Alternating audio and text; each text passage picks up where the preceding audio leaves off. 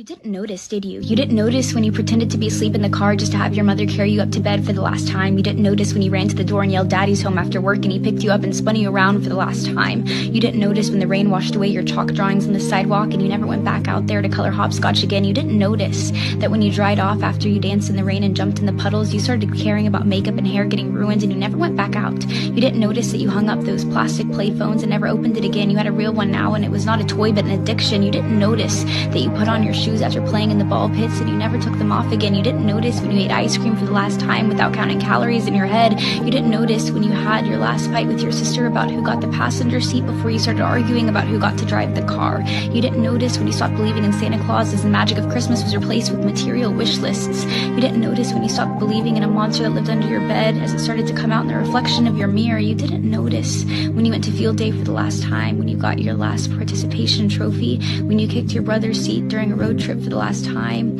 when you had your last play date with your Barbies, when you had your last Disney movie night with your family. You didn't notice that grandparents don't last forever. You didn't notice that your childhood cat wasn't eternal. You didn't notice your parents are growing up too. You didn't notice it, do you?